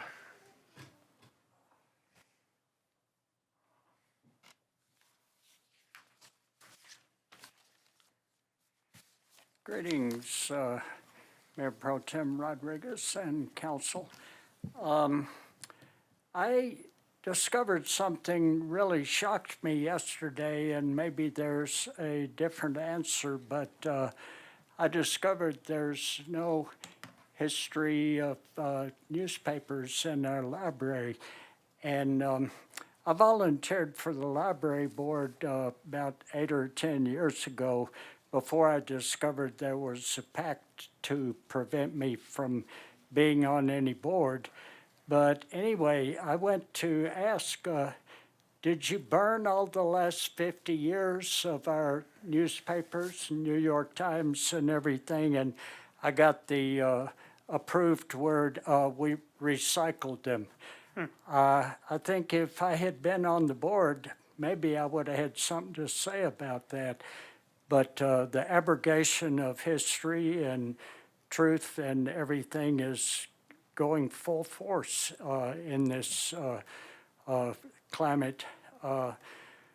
If the death cult, which used to be a political party, gets back in, we will not be, over time, having public meetings like this. Everything will be top down with voter suppression and the incitement of insurrectionary violence and such. Where did this come from? Well, in that yesterday's New York Times, there is a Pulitzer Prize-worthy article about how to destroy a public school system by essentially the Ku Klux Klan on Facebook in Prince Anne County, Virginia. And also there's an article about City of London is hiding the world's stolen money.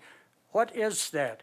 There has been a 60 or 70 year campaign in this country to steal the entire wealth of the country and put it in offshore islands, Cayman Island, City of London, South Dakota, British Virgin Islands and such. And then when there's any initiative in this country for social justice, economic justice, childcare, healthcare, climate, they say there's no money. We have no money. Where did the money go? It all went into the pockets of the corporation and the banksters who are using it to destroy the democratic republic that we've had for 250 years. 50 years ago in the Ivy League schools, most of the students were in humanities, public service, or the sciences.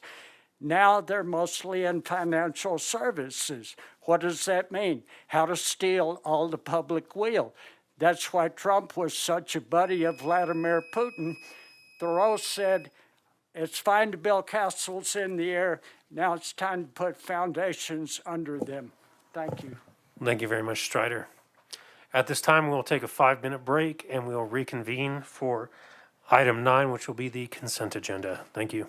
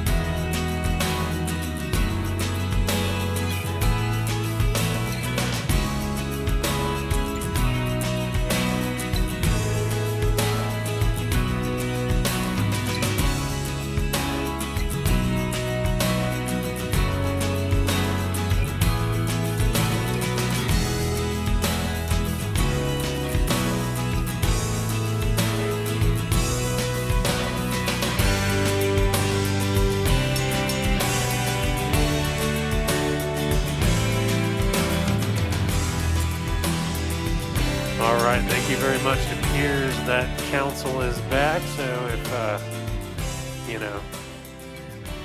staff is ready to go, we're going to move on to consent agenda, introduction and reading by title of first reading ordinances. Clerk Quintana, can you please read those for us? I can, Mayor Pro Tem, probably not with the same flair, but I will go for it. Item 9A is ordinance 2021-50, a bill for an ordinance making additional appropriations for expenses and liabilities of the city of Longmont for the fiscal year beginning January 1st, 2021. Public hearing and second reading scheduled for October 26, 2021. Items 9B, 1, 2, 3, and 4 are the 2022 budget ordinances. Ordinance 2021-51, a bill for an ordinance fixing and levying taxes upon the real and personal property within the city of Longmont for the year 2021 to pay budgeted city expenses for the 2022 fiscal year. Public hearing and second reading scheduled for October 26, 2021.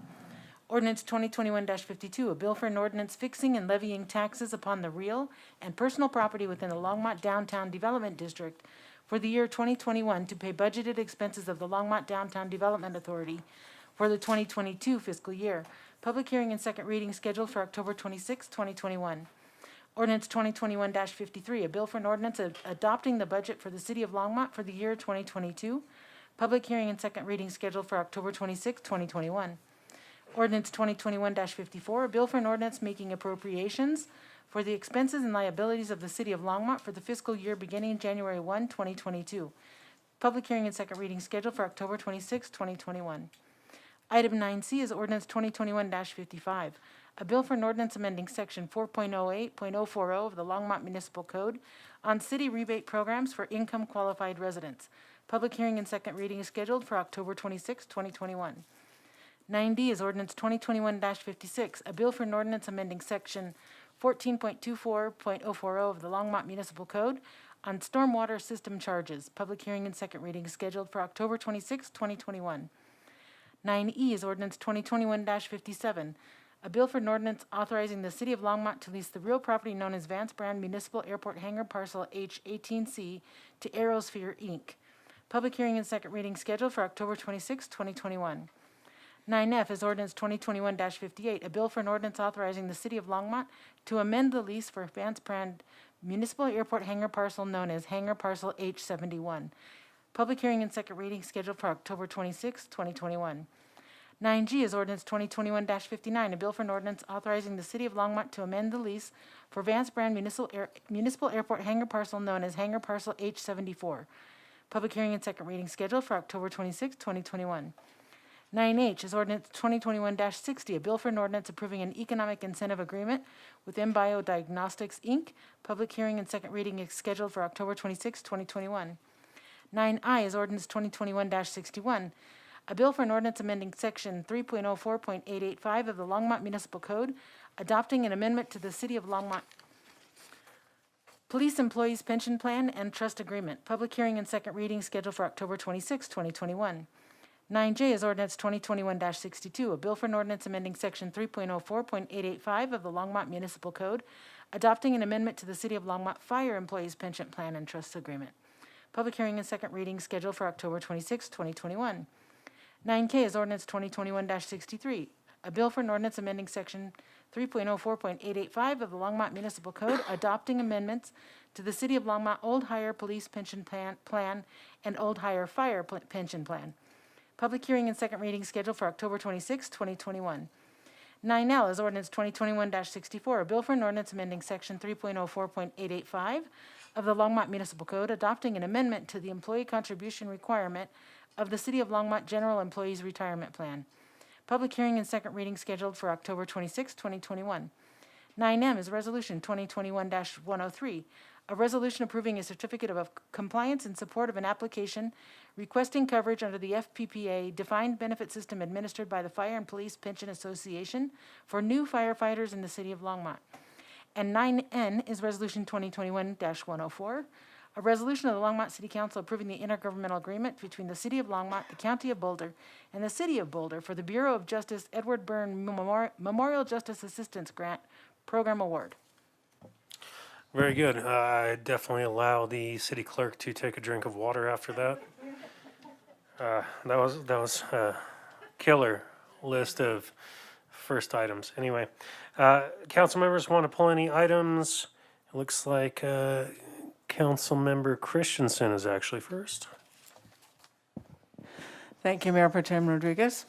Yes, let's hear it for Don Quintana. We made it halfway, almost halfway through the alphabet, or maybe more. I would like to pull items D for a couple of questions and item E for one brief question. All right, thank you. D and E have been called. Let's see here. Councilmember Peck. Thank you, Mayor Pro Tem. I move the consent agenda minus D and E.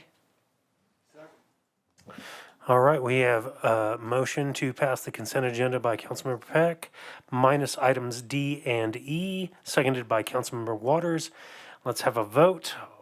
All those in favor, push yay. All those opposed, push nay.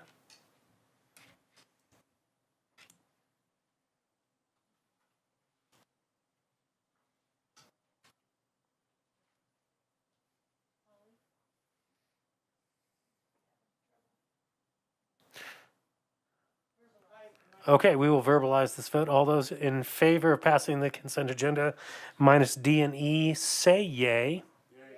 All those opposed say nay. Okay, the consent agenda passes 6-0 with Councilmember Bagley or Mayor Bagley absent. Councilmember Christensen, did you have another comment to make, or you just, okay. Very good, very good. Just moving on. There's no items from staff for removal, I take it? Okay. If not, we'll move on to item 10, ordinances on second reading and public hearings on any matter. Item A, 10A, ordinance 2021-49, a bill for an ordinance approving the concept plan amendment for the Barrett Utilities Sales and Service Incorporated Clark annexation located at the northeast corner of State Highway 66 and Erfurt Street. Are there any questions from council on this item? Seeing none, we will open this up to public hearing on ordinance O 2021-49. Is there anybody who would like to speak on this ordinance at this time? Seeing none, we will close the public hearing. Any discussion, or can I get a motion from any council on ordinance 2021-49? Okay. Ordinance 2021-49 has been moved by Councilmember Waters and seconded by Councilmember Martin. Any discussion? Seeing none, let's take a vote. All those in favor push yay or push nay if you are against.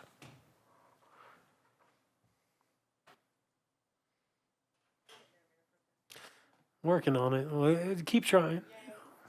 Okay. We'll see. I assume where we're going here, but I'd just like to give a good college effort there on the new system. So, okay, there we go. We got the ordinance 2021-49 passes 6-0 with Mayor Bagley absent. Thank you so much. We're getting there. We're getting there. All right. Item 11, items removed from consent agenda.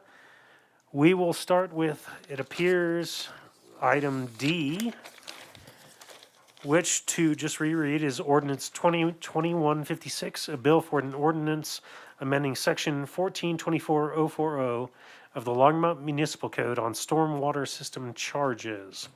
And this was pulled by Council Member Christensen, and your mic is good. Thanks, Mayor Pro Tem. A constituent asked me to ask a couple of questions, which I think are good. One is, this is a fee, so I believe, right? Okay. She was wondering if some of this money could be used to complete the RSVP project. It's my understanding that a fee can't be used for anything but what it was designated, so I don't know if the stormwater would have anything to do with that. Mayor Pro Tem Rodriguez, Councilmember Christensen. This is a fee for service. Yeah. So a monthly fee. It is designated for. Yeah, stormwater. At Okay. least, yes, a significant portion of the increase is to complete the RSVP project. Oh, it is? Through Okay. Hover, yes. Okay, good, good, okay. And the other question is, will landholders and developers also get an increase? This is for everyone, not just residents, right? Okay. That's correct. All right, so it includes everyone. Okay, thank you very much, Becky. Sure. All right, thank you very much, Councilmember Christensen. Councilmember Peck.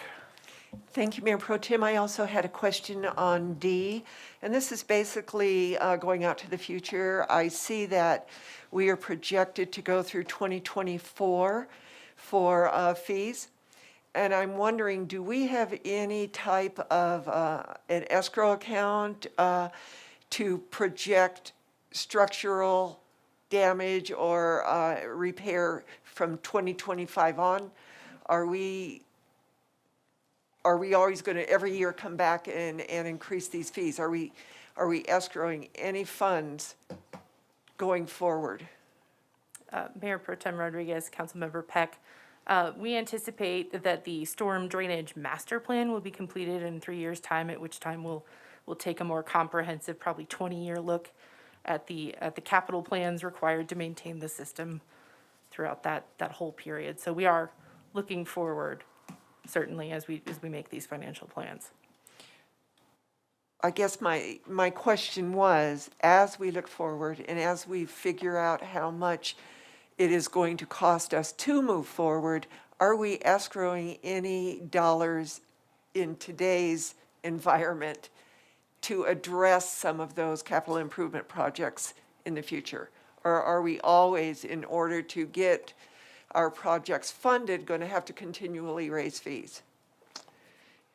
So, Am I making sense? yeah, so I think when we look at it in this increase over the next 3 years, and correct me if I'm wrong, Becky, but this is really to look at what we need to finish RSVP and the stormwater projects that we know that we need to Correct. undertake now. In that process, we're going to be doing the stormwater assessment of the entire system, which will then set what we need in the future to hopefully allow us to accomplish that. Okay, just so that's in the mindset.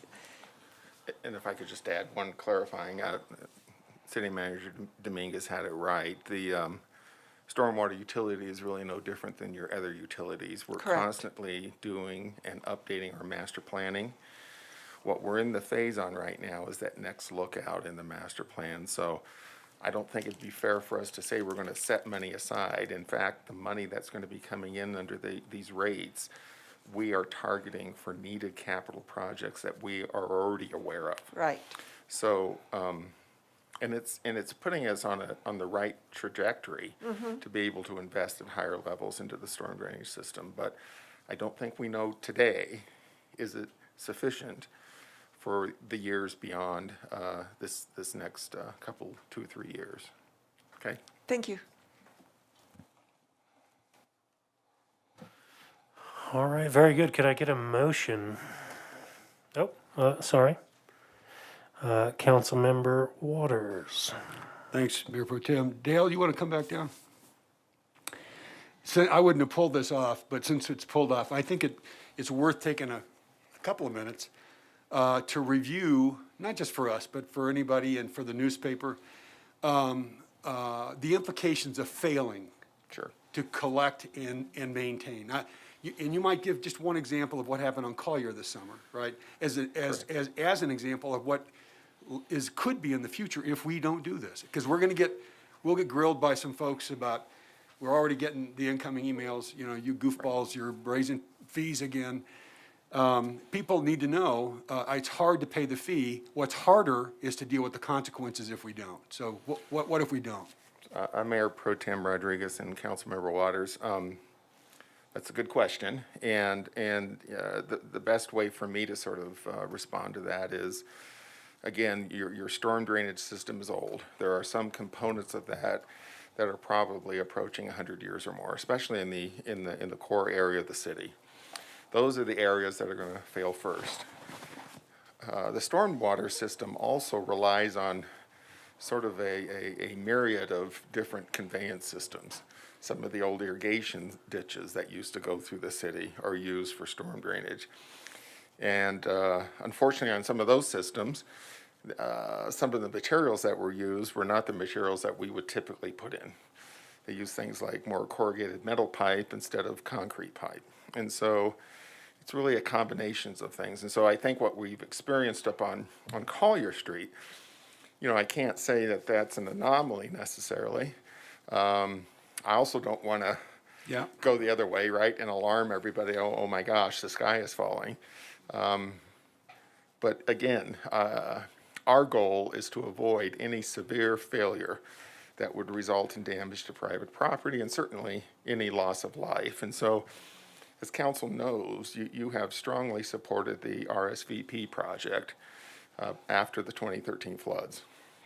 And I think this community has done an outstanding job of the commitment to protect people from that major severe flooding that we all experienced. I think now what we're, as we're nearing, you know, a further completion on that particular project, I think it's time to refocus back into the infrastructure of the rest of the system. And I think that's what the master plan is going to delve into further. And I think we're doing it in the right sequence. In other words, protecting people from immediate loss of life and danger is one thing, and then maintaining your core infrastructure is certainly important, right? And one we need to stay focused on, guys. This is the long run. This is not an event. This is not just for the next few years. It's really going forward in this utility and in all of your utilities, I think. Yeah, so what happened on Collier, hopefully it's an anomaly, but it could be an early indicator. It could And be. we'd want to pay attention, right, to a leading indicator, right? Absolutely. Yeah. And you know, the analogy of that is when we get breaks on the water system, Yeah. on the treated water system. I don't know if any of you have had breaks in your neighborhood, but if you have, you know how disruptive they Yep. are. And how they always happen either when you're in the middle of the shower or you're about to host your Thanksgiving dinner. That's right. And so our goal is to have reliable service and high quality service. So And as hard as it is to squeeze out the extra dollars, what's worse is to try to pump your basement out or, exactly. you know, to deal with the recover. damage to your property. I think the other thing that's important is that at the same time, council, you're also updating the CARES program, where we are investing far more heavily in that program that is intended to provide relief to those in our community whose income places them in a far more challenging position to be able to pay these fees. And so I think the combination, you're trying to also be mindful of the ability to pay. Mayor, or Mayor Pro Tem Council, to add to what Dale said, I remember, was it 2012 or 2013, we presented to the then council about the stormwater plan and where we wanted to go. Literally, we were getting, then the flood hit, and we were bringing a capital improvement plan forward, and we had to retract it back, change it completely, and then bring it forward again. And so now you go full circle to, we're coming to the end of this, and now we're bringing this piece forward. And so you kind of see how long it took us just to get through that piece of the recovery. So just to elaborate a little bit, I believe that as far as my information is concerned, that we didn't start actually even funding, not even adequately necessarily, but the storm drainage concept until '94. Is that correct? Mayor Pro Tem Rodriguez, so the city formed the stormwater utility in the mid-1980s. Okay. And we were one of the first communities in the state to do that. And so we took it out of the general fund at that time, because again, it was competing in the general fund with police and fire and library and all the other uses, and they set it aside as a separate utility. Retrospect is always best, right? When you can look back, what we maybe should have given more attention to at the time was sending it off with some sort of a sinking fund or something to help it to be able to stabilize and run as a separate utility. The other thing we did is when it was created, the monthly fee was very low and was really not at a level that was going to allow you to reinvest into the system. So it goes back to the mid-'80s, and really since then, the fee has been slowly increased over time. We haven't adjusted since about 2013, so it's been some time. But you're right, it's the level of investment, I would say, has probably been insufficient to fully take care of all the infrastructure. Thank you. And I think it becomes immediately apparent in the fact that a lot of people lived through the flood of 2013, not just necessarily the already spoken about sinkholes that we experienced just this year on Collier Street. I just would like one more question answered in the sense that, the papers have reported the percentages that are being increased, but what the actual cost is, because I've heard many different indicators being 30 cents, dollars, whatever it happens to be. So if I could get just the average that any city bill will increase.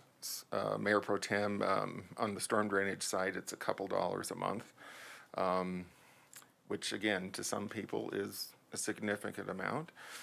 To others, it's not as significant, but that's about the range on each of those years. It's going up a couple of dollars. It's going from about $13 to about $18. So think of it going up about $5 over that 3-year time period. Thank you. And as stated, it's been added to the CARES rebate program that we already have in place. Yes, and the level of offset has been increased in the CARES program. So yes, as well. while we've added it and increased it, we've also added it to the rebate program and increased that as well. Thank you very much. Council Member Christensen, please. Thank you, Councilman Waters, for making your comments, and Dale and Harold, and also Mayor Pro Tem Rodriguez. It's important to, when I see this in the paper and it says it's increasing 14%, it sounds horrific, and yet that's like $2 a month, which is a lot for some people. And that's why we have the CARES program to balance that out. But the truth is that, of course, when the amount of money in actuality is very small, the percentage sometimes looks very large, but it isn't. And so it's a little deceiving. People get needlessly alarmed. And I would like to thank Councilman Waters for saying that failure isn't an option. That is our entire, our basic job as city staff and as city council to make sure everything in this town actually runs. And I know storm drainage seems kind of abstract to most people, but actually I'm on an old drainage ditch, and when that isn't cleared out, my basement floods, everybody in our town, it all floods, and that causes huge amounts of damage. That only happened during the big flood, and maybe a few other times, but that's what this is for, is to keep all of our property safe and keep everybody safe. So it is something that we basically have to keep investing in our infrastructure, and some people don't think that's, they think they don't want to be taxed for anything. Well, you have to pay for things. That's how we pay for things. So, yes, we have to increase it. It is a small amount, and if you cannot afford to pay it, we will help you. And I thank you for doing this because it's, critical. Thank you. All right, thank you, Councilmember Christensen. Councilmember Hidalgo-Fahring. Really quick, before you leave, before you go sit down. So just remind, oops, I'm stuck here. So just remind the public too how they can access the CARES. There was an ordinance that we just passed to increase, to make up for the difference for folks who are needing the assistance. And, this is something that I'm really in support of. I think this really helps to bridge those barriers. So please, just to have in public record, how can people access CARES if they're in need? Yes, absolutely. Mayor Pro Tem Rodriguez and Councilmember Hidalgo-Fahring. A simple way to access the CARES program is through our website, searching Longmont Cares.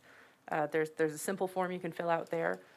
Paper forms are available at the utility billing window, as well as some other locations throughout the city, including the senior center and the youth center.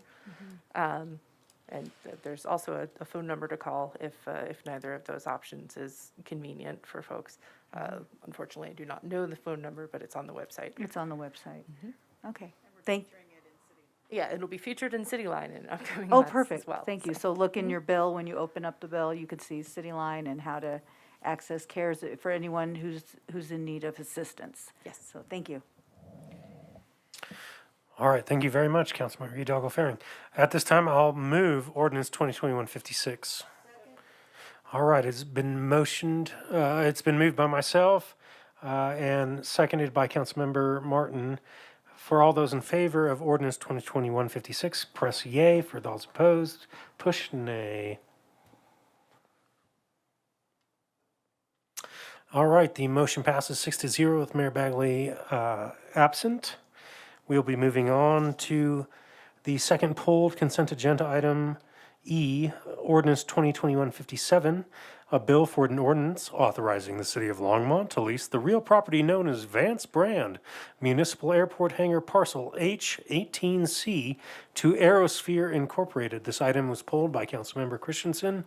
As such, Councilmember Christensen, the mic is yours. Thank you, Mayor Pro Tem.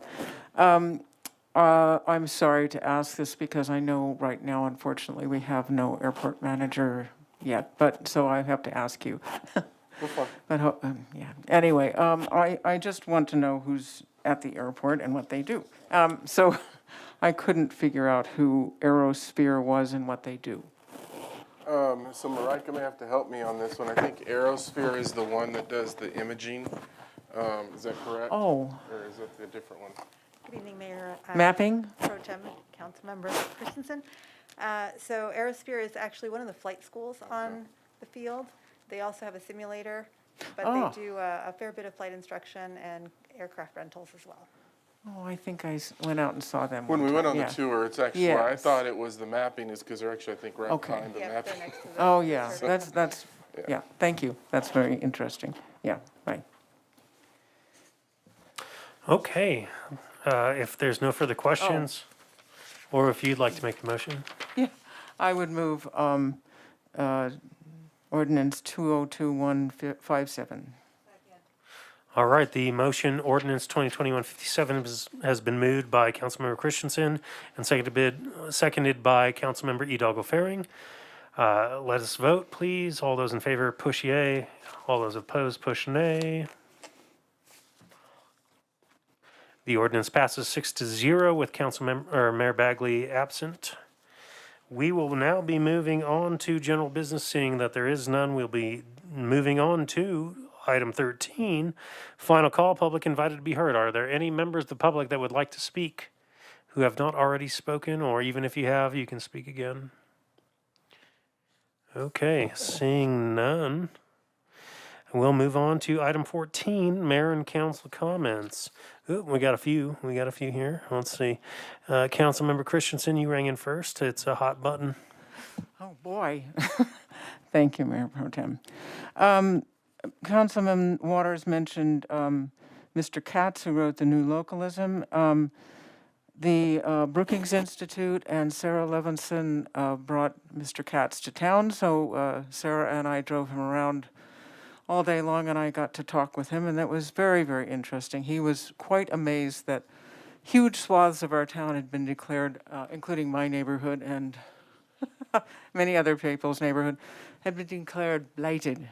So anyway, he was surprised at how this was being played out locally. But he was very interesting, and I got an extra copy of the new localism that is upstairs in the mayor and council room, if anyone would like to read it. It's a really a very useful thing, I think, for municipal planners and policymakers to read. Thank you very much. Councilmember Hidalgo-Fahring. Thank you, Mayor Pro Tem.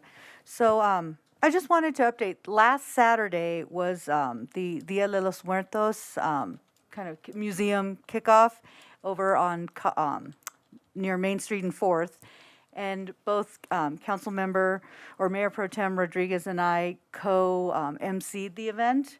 That was pretty exciting because I'm usually behind the stage, not in front, and it was kind of weird. But it was fun, so he had my back, so I appreciate that.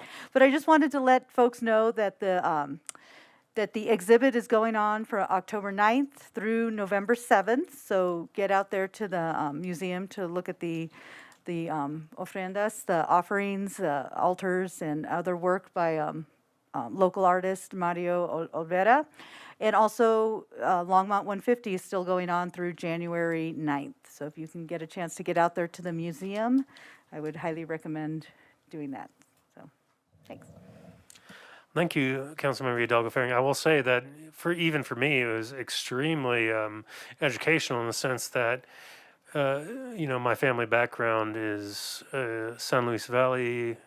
It's Castellano Spanish. And so having to learn and ask about Nahuatl pronunciations, Azteca pronunciations was very interesting to me. Anyway, moving on. City manager remarks. Comments, Mayor, Council. Thank you.